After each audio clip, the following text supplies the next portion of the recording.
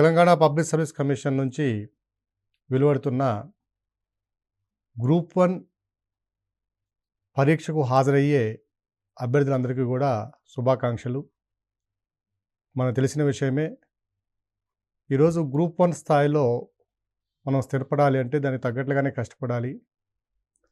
దానితో పాటుగా సిలబస్ని కనుక పరిశీలించినట్లయితే సిలబస్సు చాలా వ్యాస్ట్ సిలబస్సు.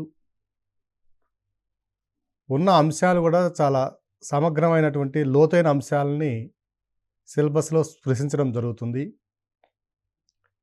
సిలబస్ని కనుక మనం చూసినట్లయితే ప్రిలిమినరీ స్థాయిలో world Geography, Indian Geography and Telangana Geography మూడింటిని కూడా చేర్చడం జరిగింది. కాబట్టి వరల్డ్ జియోగ్రఫీ కూడా మనము చాలా క్షుణ్ణంగా లోతుగా చదవలసిన అవసరం ఉంది. వరల్డ్ జియోగ్రఫీలో పరిశీలించినట్లయితే ఫిజికల్ జియోగ్రఫీ అండ్ క్లైమటాలజీ అనేవి చాలా ఇంపార్టెంట్ రోల్ని పోషిస్తాయి.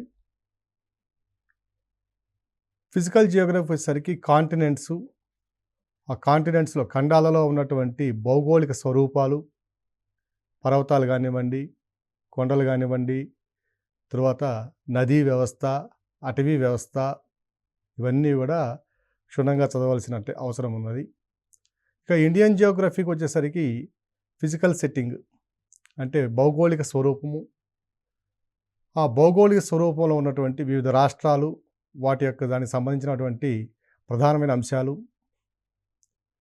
ఇక శిలా వ్యవస్థ, ఎటువంటి రకాలైన శిలలు ఉన్నాయి, ఆ శిలల నుంచి ఎటువంటి మినరల్స్ మనకు లభిస్తున్నాయి, అంటే ఖనిజాలు, ఏ ఖనిజాలు లభిస్తున్నాయి, ఏ శిలల నుంచి ఎటువంటి నేలలు ఏర్పడుతున్నాయి, వాటితో పాటుగా ఏ శిలా వ్యవస్థలో ఎటువంటి అటవీ వ్యవస్థ కూడా అభివృద్ధి చెందుతుంది అనే అంశాలన్నింటినీ కూడా మనం చదవవలసి ఉంటుంది.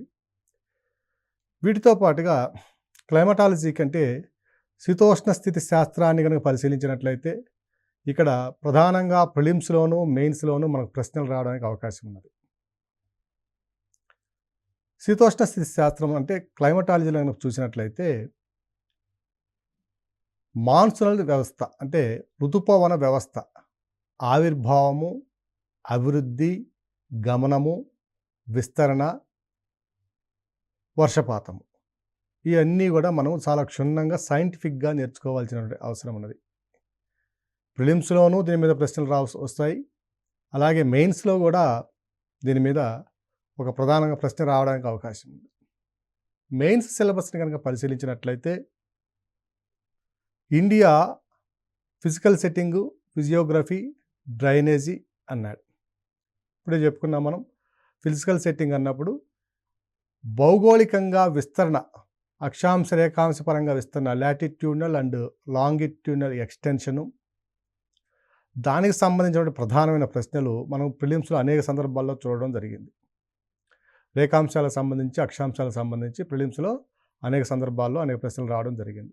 అక్కడ మనం పూర్తి స్థాయిలో మన దృష్టిని కేంద్రీకరించాలి. ఇక ఫిజికల్ సెట్టింగ్లో భౌగోళిక విస్తరణతో పాటుగా రాష్ట్రాల యొక్క ఆవిర్భావము, ఆ రాష్ట్రాల యొక్క భౌగోళిక స్వరూపాలు, ముఖ్యంగా తెలంగాణకు సంబంధించినటువంటి భౌగోళిక స్వరూపము, అది మన తెలంగాణ జియోగ్రఫీలో కూడా చదువుతాము. దాని తర్వాత ఫిజియోగ్రఫీ, నైసర్గిక స్వరూపము. నెక్స్ట్ డ్రైనేజ్ అన్నాడండి, అంటే నదీ వ్యవస్థ. ఏ నదీ వ్యవస్థ, భారతదేశంలో ఉన్న నదులన్నీ, ఆ నదులను ఎన్ని రకాలుగా వర్గీకరించాం, ప్రధానమైన నదులు ఓకేనా, ఆ ప్రధానమైన నదులన్నిటికీ సంబంధించినటువంటి ఉపనదులు, వాటితో పాటుగా వాటికి ఉన్నటువంటి ప్రాముఖ్యత, చారిత్రక ప్రాముఖ్యత కావచ్చు, భౌగోళిక ప్రాముఖ్యత కావచ్చు, లేదంటే ఎన్విరాన్మెంటల్ ఇంపార్టెన్స్ ఓకేనా, పర్యావరణ పరంగా ఆ నదులు ఎటువంటి పాత్రను పోషిస్తున్నాయి, ఎటువంటి ప్రాముఖ్యాన్ని కలిగి ఉన్నాయి, వీటితో పాటుగా తెలంగాణలో ఉన్నటువంటి నదీ వ్యవస్థ మీద ఉన్నటువంటి అన్ని డ్యాములను మనము గుర్తుపెట్టుకోవాల్సిన అవసరం ఉన్నది.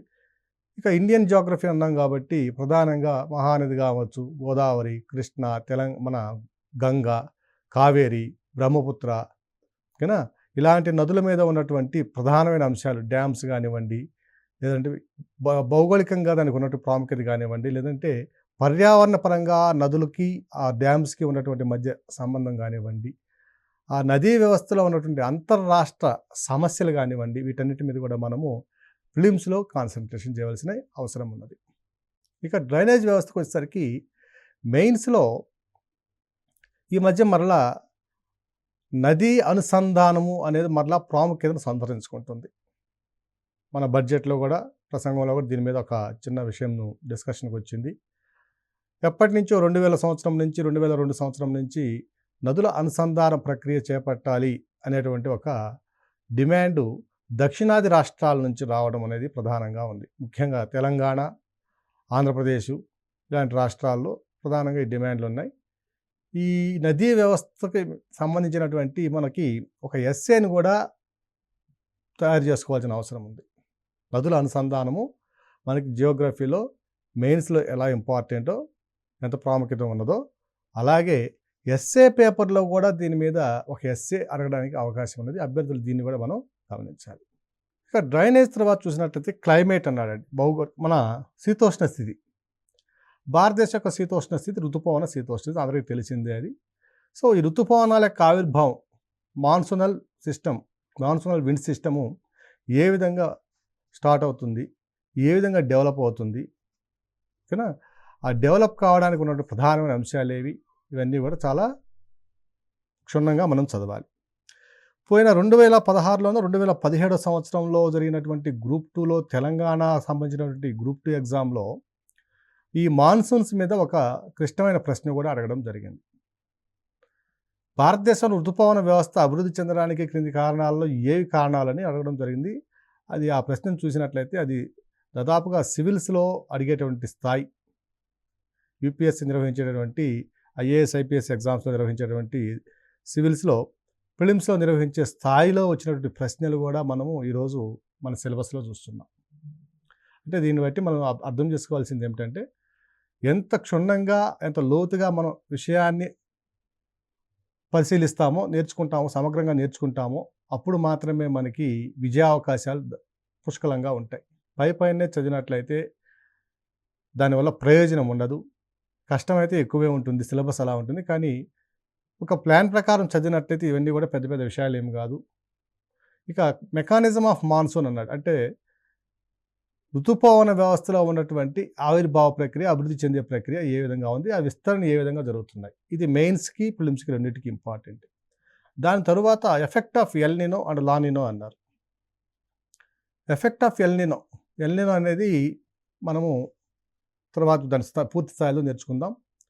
ఈ ఎల్ నినో అనేది వరల్డ్ జియోగ్రఫీకి సంబంధించినటువంటి ప్రశ్న. లా నినో కానివ్వండి, ఎల్ నినో కానివ్వండి, ప్రపంచ భౌగోళిక శాస్త్రానికి సంబంధించిన ప్రశ్న. ఈ ఎల్ నినో, లా నినో తెలుసుకోవాలి అంటే మనకి ముందుగా ఋతుపవన వ్యవస్థ కంటే ముందుగా, ఋతుపవనాల ఆవిర్భావం కంటే ముందుగా ప్రపంచంలో ఉన్నటువంటి పవన వ్యవస్థను తెలుసుకోవాల్సిన అవసరం ఉంది. ప్రపంచంలో ఉన్నటువంటి పవన వ్యవస్థ, ప్రపంచ పవనాలు ఇలా ఉన్నాయి. 3 రకాల పవనాలు ఉన్నాయి. పర్మనెంట్ విండ్ సిస్టము, ఓకేనా? రెండవది సీజనల్ విండ్ సిస్టము, మూడవది లోకల్ విండ్ సిస్టమ్. ఈ విండ్ సిస్టమ్ గురించి తెలుసుకోవాలంటే, పవన వ్యవస్థను తెలుసుకోవాలంటే ముందుగా పీడనాన్ని, అంటే ప్రపంచవ్యాప్తంగా ఉన్నటువంటి అట్మాస్ఫిరిక్ ప్రెజర్ డిస్ట్రిబ్యూషన్ తెలుసుకోవాలి. కాబట్టి ఈ ఎల్ నినో రాయాలన్నా, లా నినో గురించి మనకు అర్థం కావాలన్నా, మాన్సూనల్ మెకానిజం, ఋతుపవన వ్యవస్థ యొక్క అభివృద్ధి అని దాని యొక్క మెకానిజం గురించి మనకు తెలియాలన్నా ముందుగా మనము ఈ పీడన వ్యవస్థ, దాని తరువాత దాని నుంచి వచ్చి ఆవిర్భించేటువంటి పవన వ్యవస్థని అర్థం చేసుకున్నప్పుడు మాత్రమే మనము మిగిలిన వాటిని మనం ఆన్సర్ చేయగలం, లేదంటే చేయలేమండి. ఇక్కడ ఎల్ నినో, లా నినోని ప్రధానంగా మనం ఒక పెద్ద ప్రశ్న, ఒక 10 మార్కుల ప్రశ్న రావడానికి అవకాశం ఉన్న ప్రశ్నగా మనం గమనించవచ్చు.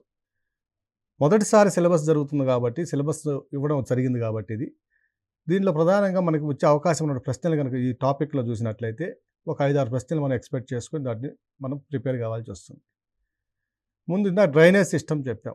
భారతదేశంలో ఉన్నటువంటి నదీ వ్యవస్థలో నదుల అనుసంధానము లేదా నదుల యొక్క అంతర్రాష్ట్ర సమస్యల మీద కానివ్వండి ఒక ప్రశ్న ఇవ్వడానికి అవకాశం ఉంటుంది. రెండవది మెకానిజం ఆఫ్ మాన్సూన్ అంటే ఋతుపవన వ్యవస్థ యొక్క ఆవిర్భావం, అభివృద్ధి ఏ విధంగా జరుగుతుందని ప్రశ్న రావడానికి అవకాశం ఉంది. భారతదేశ ఋతుపవన వ్యవస్థపై ఎల్నినో మరియు లానినోల యొక్క ప్రభావాన్ని అంచనా వేయండి అని అడగడానికి కూడా అవకాశం ఉంది.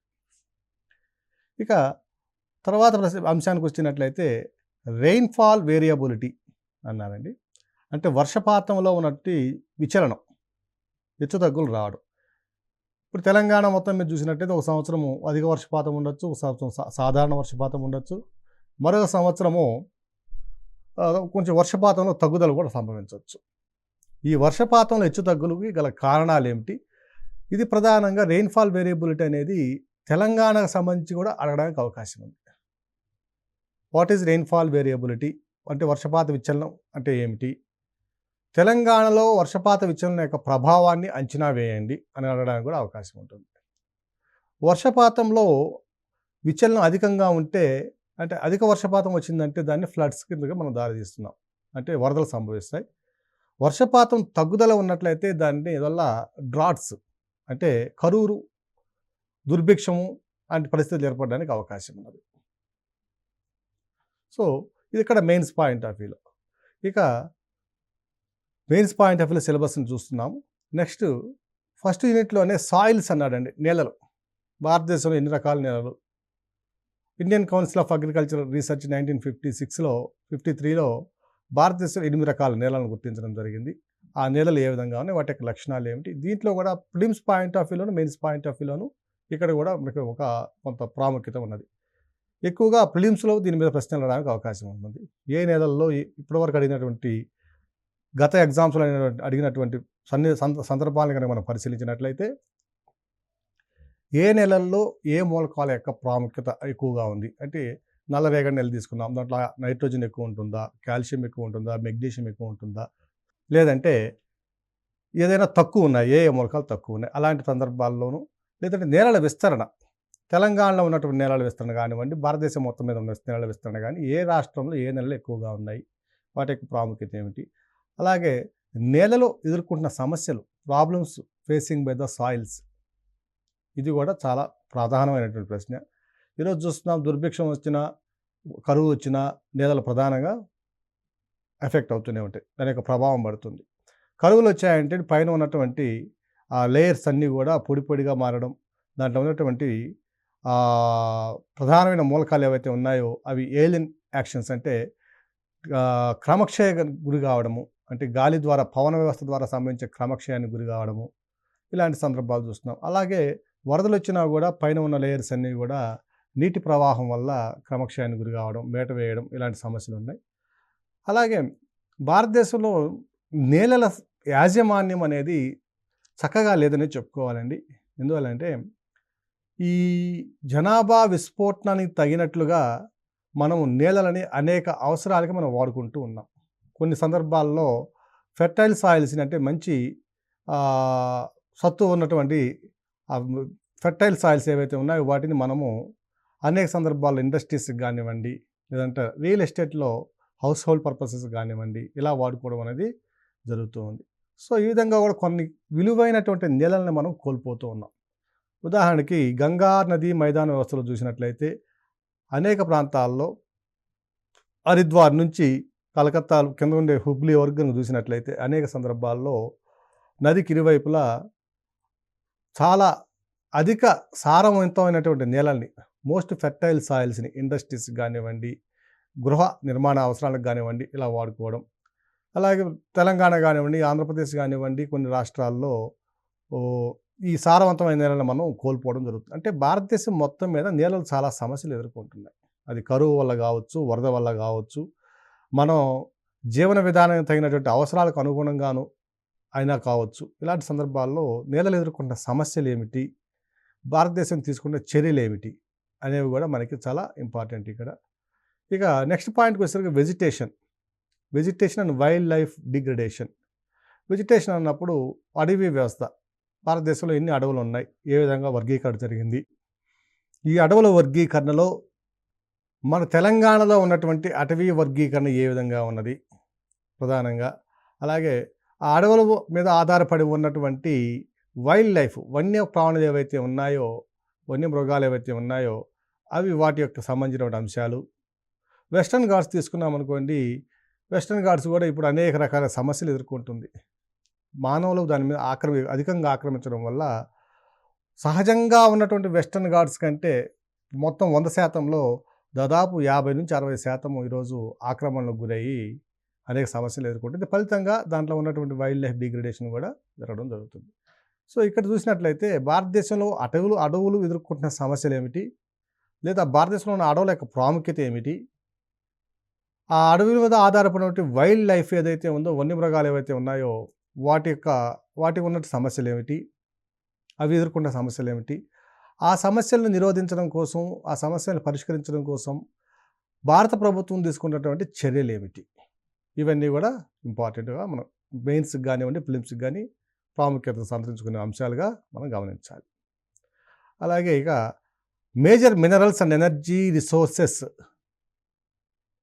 భారతదేశంలో ఉన్నటువంటి ఖనిజ విస్తరణ ఏ విధంగా ఉంది, ఏ రాష్ట్రాల్లో ఖనిజాలు విస్తారంగా ఉన్నాయి, ఏ రాష్ట్రాలు ఖనిజాలు ఎక్కువగా వెలికి తీస్తున్నాయి, వీటి యొక్క ఉత్పత్తులు ఏ రాష్ట్రాలు ప్రధానంగా ప్రథమ స్థాయిలో ఉన్నాయి లేదా రెండో స్థానంలో ఉన్నాయి అనే అంశాలు కూడా మనం ఇక్కడ ఫిలిమ్స్ పాయింట్ ఆఫ్లో మనం చదువుకోవాలి. ఇక ఖనిజ వనరుల విస్తరణను భారతదేశంలో చర్చించండి అనేది ఒక మెయిన్స్లో అడగడానికి అవకాశం ఉన్నటువంటి ప్రశ్న. దాని తర్వాత energy resources distribution, minerals and energy resources. Minerals అంటే ఖనిజాలు తెలిసింది, ఎనర్జీ రిసోర్సెస్ అన్నప్పుడు కోల్ కానివ్వండి, పెట్రోలియము, గ్యాసు, యురేనియము, థోరియము, అలాగే రెన్యూబుల్ ఎనర్జీ రిసోర్సెస్ అయినటువంటి పవన విద్యుత్తు, జల విద్యుత్తు, సౌర విద్యుత్తు, ఇలాంటి వాటి గురించి కూడా మనం కాన్సన్ట్రేషన్ చేయవలసి వస్తుంది. ప్రధానంగా చూసినట్లయితే మేజర్ మినరల్స్ డిస్ట్రిబ్యూషన్ అన్నప్పుడు ఐరను, కాపరు, నికెలు, మ్యాంగనీసు, అల్యూమినియం ఇలాంటి ప్రధానమైనటువంటి ఖనిజాల యొక్క విస్తరణను మనం చదవాల్సి వస్తుంది. ఎనర్జీ రిసోర్సెస్ డిస్ట్రిబ్యూషన్ అన్నప్పుడు మనం చెప్పుకున్నాం, ఈ కోల్ కానివ్వండి, బొగ్గు, పెట్రోలియము, గ్యాస్ నిల్వలు ఏ విధంగా విస్తరించి ఉన్నాయి, వాటి యొక్క ప్రాముఖ్యత ఏమిటి, అవి ఏ విధంగా ఉత్పత్తి జరుగుతున్నాయి, ఇవన్నీ కూడా మనము చదవాల్సి వస్తుంది. Next energy crisis. భారతదేశంలో మనం ఇప్పుడు చూసినట్లయితే సంవత్సరంలో 100% వినియోగించేటువంటి పెట్రోల్, డీజిల్లో మనం ఇప్పటికే 82-83% వరకు మనం దిగుమతుల మీదనే ఆధారపడుతున్నాం. ఈ సందర్భంగా మనము కొన్ని దశాబ్దాల నుంచి నాన్ కన్వెన్షనల్ ఎనర్జీ రిసోర్సెస్ అయినటువంటి రెన్యూబుల్ ఎనర్జీ రిసోర్సెస్ అయినటువంటి పవన విద్యుత్తు, జల విద్యుత్తు, వీటి మీద మనము సౌర విద్యుత్తు ఇలాంటి వనరుల మీద మనము దృష్టి పెట్టడం జరిగింది. ప్రభుత్వం కూడా దానికి తగినటువంటి చర్యలు అనేక రూపాలుగా తీసుకుంటూ ఉంది. సో ఎనర్జీ క్రైసిస్ ఇన్ని తీసుకుంటున్నా కూడా భారతదేశంలో ఇప్పటికి కూడా మనకి విద్యుత్ వ్యవస్థలో కానివ్వండి, లేదంటే ప్రధానమైనటువంటి బొగ్గు, పెట్రోలియం తదితర నిల్వల్లో కానివ్వండి అనేక సందర్భాల్లో మనం కొరతను ఎదుర్కోవాల్సి వస్తుంది. దీనివల్ల అభివృద్ధి కూడా కుంటుపడడం జరుగుతుంది. సో భారతదేశంలో ఎనర్జీ క్రైసిస్కి అంటే శక్తి వనరుల్లో ఉన్నటువంటి లభ్యతలో ఉన్నటువంటి లోపాలకి గల కారణాలు ఏమిటి, వాళ్ళని ఏ విధంగా భారత ప్రభుత్వం ఎదుర్కొంటుంది, ఏ విధంగా ఆ సమస్యని మనం పరిష్కరించుకుంటున్నాం, ఏ చర్యలు తీసుకుంటున్నాం, భారత ప్రభుత్వం తీసుకున్న చర్యలు ఏమిటి, అందులో ప్రధానంగా ఈ సోలార్ పవర్ సంబంధించిన కానివ్వండి, విండ్ పవర్ సంబంధించిన కానివ్వండి, వాటి యొక్క టార్గెట్స్ ఏమిటి, అవన్నీ అంటే వాటి యొక్క లక్ష్యాలు ఏమిటి, ఆ మిషన్లు ఎప్పుడు ప్రారంభించాము, సోలార్ మిషన్ కానివ్వండి, విండ్ పవర్ మిషన్ కానివ్వండి, ఇలాంటివి మనం ఏ మిషన్లు ఉన్నాయి, వాటి ద్వారా మనం ఎంతెంత విద్యుత్తుని మనం ఉత్పత్తి చేస్తున్నాం, కానీ ఎంతెంత శక్తి వనరులను మనం పోగు చేసుకుంటున్నాం, ఇలాంటివి అన్నీ కూడా మనం చదవాల్సిన అవసరం ఉంది. ఇక భారతదేశంలో ఉన్నటువంటి మెరైన్ రిసోర్సెస్, ఇప్పుడు నదీ తీరరేఖను చూసినట్లయితే, సముద్ర తీరరేఖను కనుక చూసినట్లయితే దాదాపు 7,516 కిలోమీటర్ల తీరరేఖ ఉన్నది. 7,000 చిల్లర పైగా ఉన్నటువంటి తీరరేఖను కలిగి ఉన్నటువంటి దేశంగా మనము చాలా ఉన్నత స్థితిలో ఉన్నాం. ఈ తీరరేఖకు వెంబడి ఉన్నటువంటి రిసోర్సెస్ ఏమేమి ఉన్నాయి, మెరైన్ రిసోర్సెస్, పెట్రోలియం ఉన్నాయి, పెట్రోలియం రిజర్వ్స్ ఉన్నాయి, మనకి న్యాచురల్ గ్యాస్ రిజర్వ్స్ ఉన్నాయి. ఇక ఆక్వాటిక్ లైఫ్ చూసినట్లయితే అనేక రకాల చేపలను ఉత్పత్తి చేస్తున్నాం, ఎక్స్పోర్ట్ చేస్తున్నాం. సో వీటి యొక్క ఆర్థికపరమైన ప్రాముఖ్యత ఏ విధంగా ఉంది, వీటికి ఉన్నటువంటి ఆ ఎక్స్క్లూజివ్ ఎకనామిక్ జోన్స్ ఏమున్నాయి, వీటన్నిటి కూడా మనం క్షుణ్ణంగా పరిశీలించాల్సిన అవసరం, చదవాల్సిన అవసరం ఉన్నది. ఇక వాటర్ రిసోర్సెస్ అన్నాం. ఇది డ్రైనేజ్ సిస్టంలోనే వస్తుంది. ఇది అంటే నదీ వనరులు ఎలా ఉన్నాయి, నీటి వనరుల లభ్యత ఎలా ఉంది, వాటి యొక్క సమస్యలు ఏమిటి, నదీ వనరులు లేదా నీటి వనరులు జల వనరులు ఎదుర్కొంటున్న సమస్యలు ఏమిటి, ఇంటర్ స్టేట్ వాటర్ డిస్ప్యూట్స్ ఏమున్నాయి, అంతర్రాష్ట్రాల మధ్య ఉన్నటువంటి జల పంపిణీలో ఎదుర్కొంటున్న సమస్యలు ఏమిటి. ఇప్పుడు తెలంగాణకు కర్ణాటకకి, తెలంగాణకు ఆంధ్రప్రదేశ్కు, ఆంధ్రప్రదేశ్కు కర్ణాటకకి, మహారాష్ట్ర తెలంగాణకి, ఇలా అనేక రాష్ట్రాల మధ్య అనేక అంతర్రాష్ట్ర జల వివాదాలు ఉన్నాయి.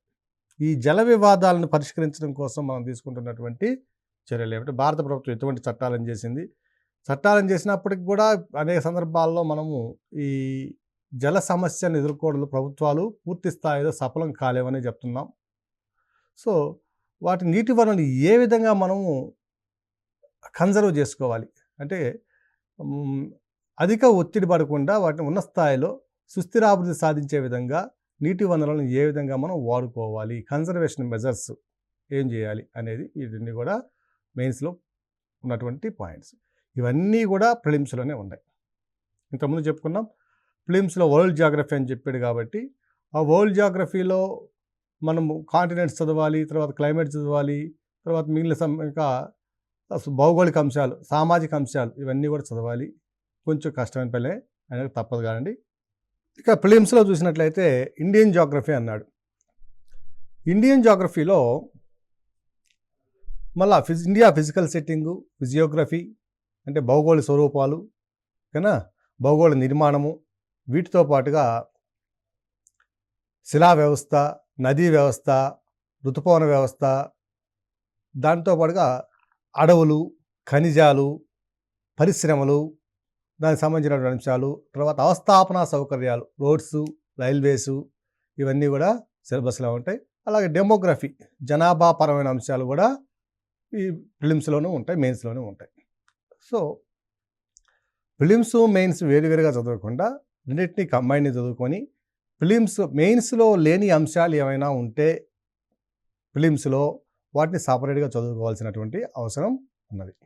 సో ఇప్పుడు మెయిన్స్లో మనము ఫస్ట్ టాపిక్ని చూసాం, ఇండియా ఫిజికల్ సెట్టింగు. వీటిలో ప్రధానమైన ప్రశ్నలు కూడా మనం చర్చించుకోవడం జరిగింది. మరొక్కసారి చూసినట్లయితే దీంట్లో ప్రధానంగా అడగడానికి అవకాశం ఉన్నటువంటి మెయిన్స్ పాయింట్ ఆఫ్ వ్యూలో ఎగ్జామ్లో రావడానికి అవకాశం ఉన్న ప్రశ్నలను కనుక మనం పరిశీలించినట్లయితే భారతదేశంలో ఋతుపవన వ్యవస్థ ఆవిర్భావము, అభివృద్ధి చర్చించండి. రెండవ ప్రశ్న, భారతదేశంలో ఋతుపవన వ్యవస్థపై ఎల్నినో మరియు లానినోల ప్రభావం అంచనా వేయండి. మూడవ ప్రశ్న చూసినట్లయితే భారతదేశంలో కరువులు, వరదలు సంభవించడానికి గల కారణాలు ఏమిటి. ఇక మరొక ప్రశ్న చూసినట్లయితే నెక్స్ట్, భారతదేశంలో వన్యమృగ సంరక్షణకు తీసుకుంటున్న చర్యలను చర్చించండి. ఇవి ఎక్కువగా అడగడానికి అవకాశం ఉంది. ఇంకొక ప్రశ్న కూడా చూసినట్లయితే భారతదేశంలో ఎనర్జీ క్రైసిస్ అంటే శక్తి వనరుల్లో ఉన్నటువంటి సమస్యలు, ఎందువల్ల మనం క్రైసిస్ని ఎదుర్కొంటున్నాము, ఆ క్రైసిస్ గల కారణాలు, ప్రభుత్వం తీసుకున్న చర్యలను చర్చించండి. What could be the main reasons for the energy crisis in India and what were the measures taken by the Indian government, discuss అనడానికి అవకాశం కూడా ఉంటుంది. ఇవి ప్రధానంగా మనం మొదటి యూనిట్లో చదవవలసినటువంటి అంశాలు.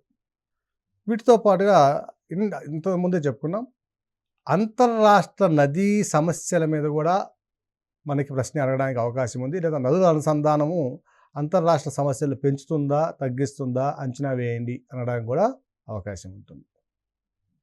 ఇక రెండవ యూనిట్ మెయిన్స్లో కనుక చూసినట్లయితే అగ్రికల్చర్ అండ్ ఇరిగేషన్ అంటే నీటిపారుదల వ్యవస్థ, దాని మీద ఆధారపడి ఉన్నటువంటి వ్యవసాయం.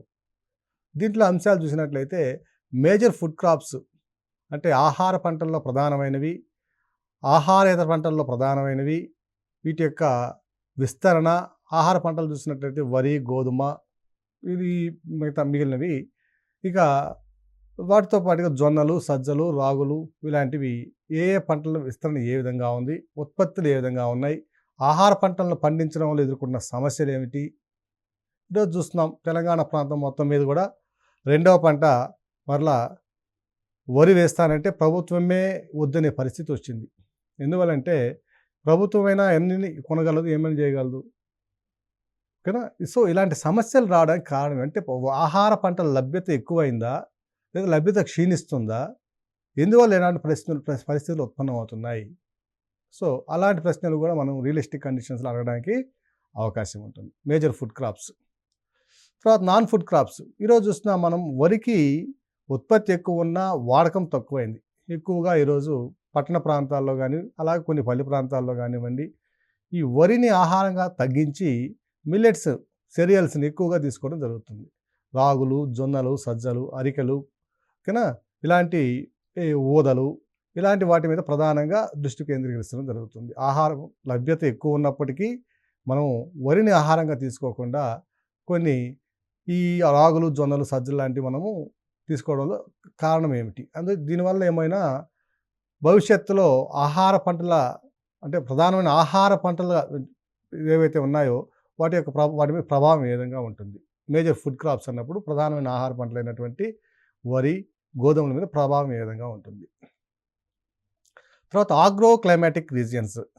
సో భారతదేశంలో ఉన్నటువంటి శీతోష్ణ స్థితి దాని మీద ఆధారపడినటువంటి వ్యవసాయ రీజియన్లు ఏ విధంగా ఉన్నాయి, వ్యవసాయ మండలాలు ఏ విధంగా ఉన్నాయి, ఇన్ని వ్యవసాయ మండలాలను వర్గీకరించడం జరిగింది.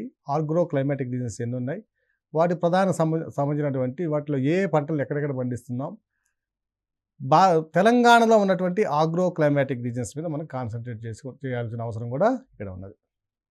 సో వివిధ వ్యవసాయ శీతోష్ణ స్థితి మండలాలని మనము పూర్తి స్థాయిలో చదవాలి. ఇక మళ్ళీ నెక్స్ట్ అంశానికి వచ్చినట్టయితే గ్రీన్ రెవల్యూషన్ అన్నాడు. సో మనం ఎప్పుడో చూసాం 1970s ప్రారంభమైనటువంటి హరిత విప్లవం భారతదేశాన్ని ఒక స్థాయికి తీసుకెళ్ళింది. ఆహార ఉత్పత్తుల్ని దిగుమతి చేసుకునేటువంటి పరిస్థితి నుంచి ఆహార ఉత్పత్తులు ఎగుమతి చేసి కానీ ప్రపంచవ్యాప్తంగా కూడా అనతి కాలంలోనే అతిపెద్ద దేశంగా ఆహార పంటలు పండించే అతిపెద్ద దేశాల ఒక దేశంగా మనం స్థానాన్ని ఆక్రమించాం. అయితే ఈ గ్రీన్ రెవల్యూషన్ అనేది ఆహార ఉత్పత్తులను పెంచినప్పటికీ అనేక నెగటివ్ పాయింట్స్ని కూడా మనకి చూపించింది. సో గ్రీన్ రెవల్యూషన్లో ఉన్నటువంటి ప్రధానమైన అంశం ఏమిటంటే ఎరువులను ఎక్కువగా వాడడం, పురుగు మందులను ఎక్కువగా పిచికారీ చేయడం ఓకేనా. అలాగే అన్ని ప్రాంతాల్లో ఉన్నటువంటి వ్యర్థ భూములకు నీటి సదుపాయాలను కల్పించి వాటి ద్వారా మనము అధిక ఉత్పత్తిని సాధించడం అనే అంశం మీద ప్రారంభమైనటువంటి గ్రీన్ రెవల్యూషను అనేక సమస్యలను కూడా సృష్టించింది. ముఖ్యంగా పర్యావరణమైన సమస్యలు. ఈ మందుల పిచికారీ వల్ల ఏమైందంటే అనేక రకాలైనటువంటి జీవజాతులు అంతరించిపోయాయి, కొన్ని అంతరించిపోవడానికి సిద్ధంగా ఉన్నాయి.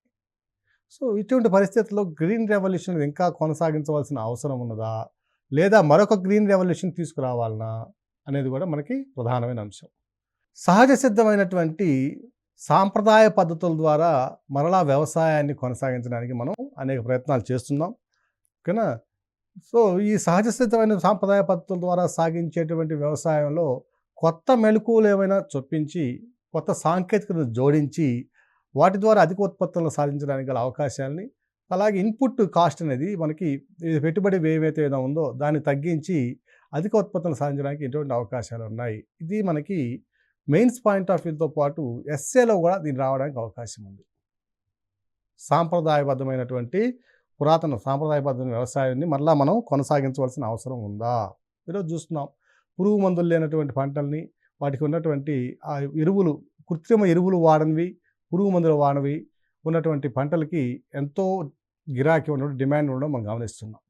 సో ఈ విధంగా చేయడం వల్ల భారతదేశంలో ఎటువంటి మార్పులు రావడానికి అవకాశం ఉంది. అలాగే రీసెంట్ ట్రెండ్స్ ఇన్ అగ్రికల్చర్ అన్నాడు. ఎటువంటి ఆధునిక వ్యవసాయ పద్ధతుల్ని లేదా కొత్తగా మనం ఎటువంటి పద్ధతుల్ని మనం దీనిలో జోడిస్తున్నాం అనేది కూడా మనం ఇక్కడ డిస్కస్ చేయవలసిన అవసరం ఉంది. ఇక నెక్స్ట్ పాయింట్కి వచ్చేసరికి major irrigation projects and command area development అన్నారు.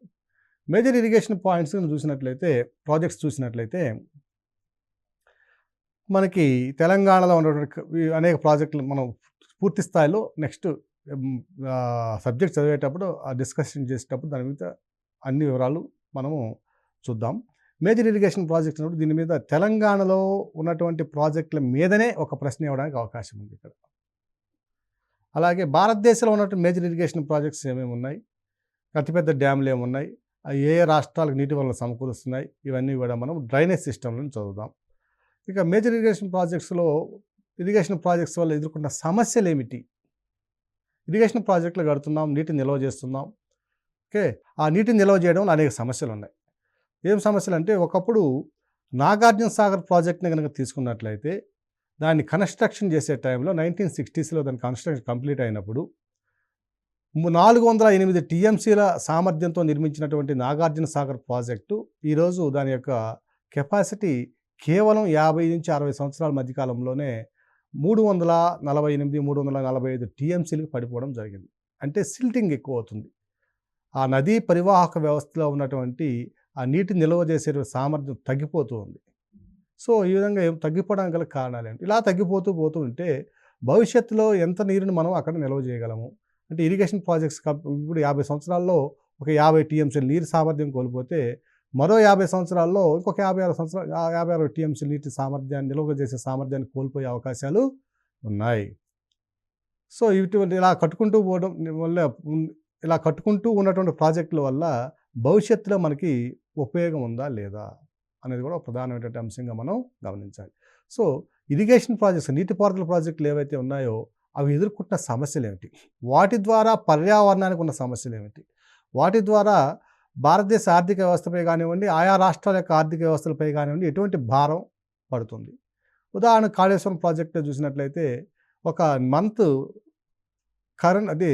పవర్ ట్రైల్ వేసినందుకే ఆ మోటార్స్ని రన్ చేసినందుకే పవర్ బిల్లు కొన్ని కోట్ల రూపాయలు రావడం అనేది జరిగింది. సో మేజర్ ఇరిగేషన్ ప్రాజెక్ట్స్ దాంతో పాటుగా command area development CAD program, వీటి మీద కూడా మనం ఒకసారి దృష్టి సారించవలసిన అవసరం ఉంది. నెక్స్ట్ 3వ లెసన్ని నెక్స్ట్ ఎపిసోడ్లో చూద్దాం.